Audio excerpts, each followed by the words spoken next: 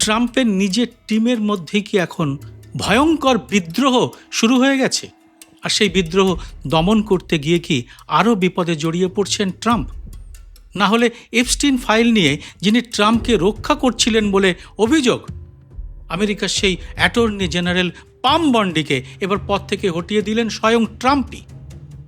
পদ থেকে সরানো হয়েছে আমেরিকার হোমল্যান্ড সিকিউরিটির সচিব ক্রিস্টি নোমকেও।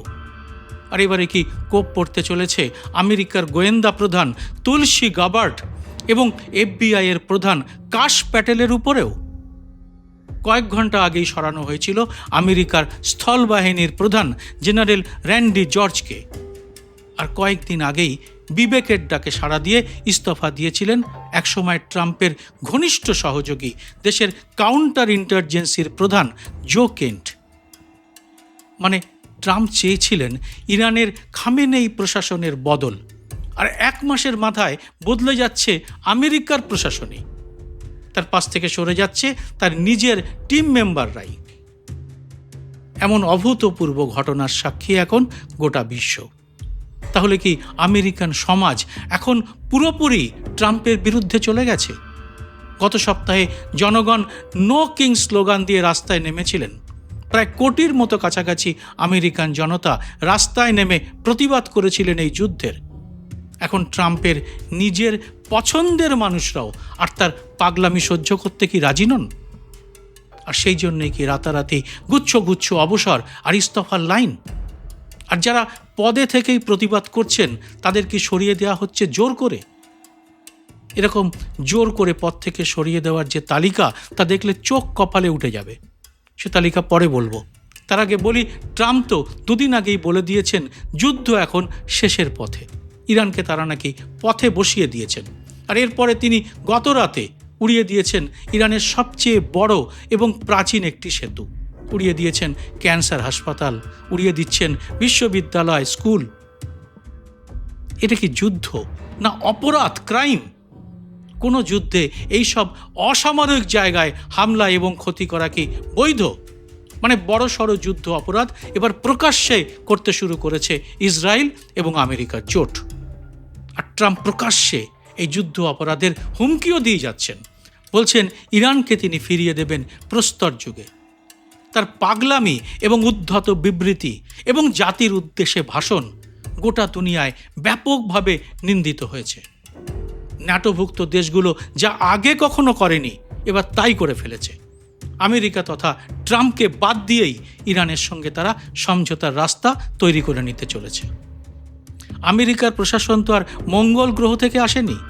ফলে বিশ্বজুড়ে যে নিন্দা এবং প্রতিবাদ হচ্ছে তা কি এবার প্রতিফলিত হচ্ছে ট্রাম্পের আশেপাশেও? আর তা নিয়েই কি প্রবল অস্বস্তিতে পড়েছে পেন্টাগন? আজকের এই এপিসোডে ট্রাম্পের দাদাগিরি কিভাবে সমাপ্তির দিকে পা বাড়িয়ে দিয়েছে তার তথ্যসহ বিশ্লেষণ করব। ভিডিওটি পুরোটা দেখে ভালো লাগলে লাইক ও শেয়ার করে আরও মানুষের কাছে পৌঁছে দিতে ভুলবেন না।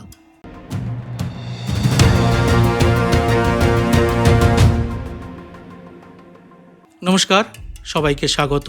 আমি সুব্রত বসু। মাত্র কয়েক মাস আগেই আমরা পাম বন্ডির নাম শুনেছিলাম। এপস্টিন ফাইলে ট্রাম্প প্রশাসনের মুখ চেয়েই তিনি কাজ করছিলেন বলে অভিযোগ উঠেছিল। মার্কিন কংগ্রেসে এ নিয়ে তাকে জবাবদিহিও করতে হয়। ওই কাণ্ডে যারা অত্যাচারিতা তাদের নাম প্রকাশ্যে এনে দিয়েছিলেন আমেরিকার অ্যাটর্নি জেনারেল পাম বন্ডি। তিনি ছিলেন একেবারে ট্রাম্পের খাস মানুষ।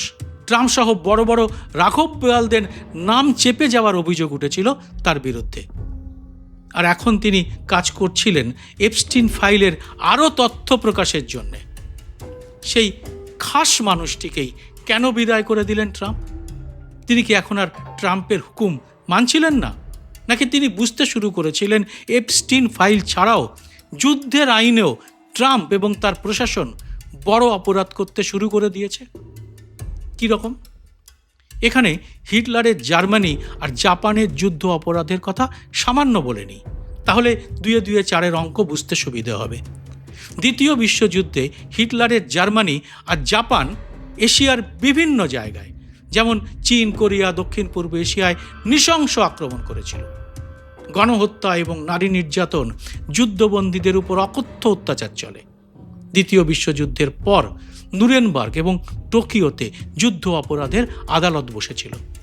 যুদ্ধের সময় জাপানের সম্রাট ছিলেন হিরোহিতো, কিন্তু হিরোহিতো বা হিটলারের বিরুদ্ধে মামলা চলেনি, চলেছিল তাদের সেনাবাহিনীর জেনারেলদের বিরুদ্ধে।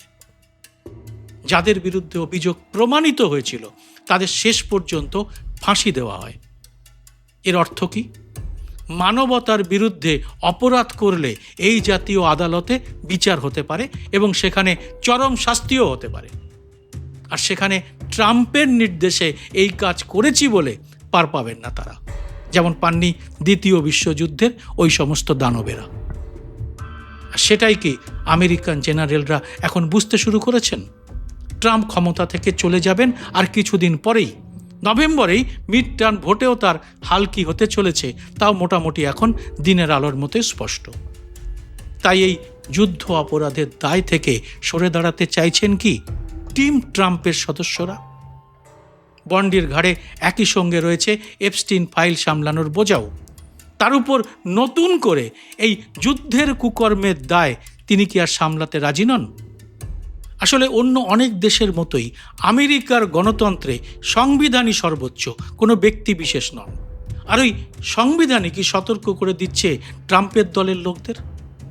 তাই সেনাপ্রধানও ট্রাম্পের কথা মতো সেনা পাঠাতে চাইছেন না ইরানের মাটিতে, কারণ ভবিষ্যতে এর দায় নিতে হবে তাকেই, আর সেই জন্যই তাকে সরিয়ে দিতে হচ্ছে। অথচ আমেরিকার সেনা নিয়ে যাদের প্রবল উৎকণ্ঠিত হওয়ার কথা ছিল তারা কিন্তু অকুত হয়। ইরানের সেনাবাহিনী জানিয়েই দিয়েছে আমেরিকান সেনা তাদের দেশে জীবন্ত পা রাখবে ঠিকই, কিন্তু ফিরতে হবে কফিনে করে। ইরানের ভেতরে যাওয়ার এই পরিকল্পনাকেই আমেরিকার উচ্চ পদের সেনাকর্তারা সঠিক বলে মনে করছেন না। ফলে মতবিরোধ বাড়তেই তাদের সরিয়ে দেওয়ার তালিকা বেড়েই চলেছে।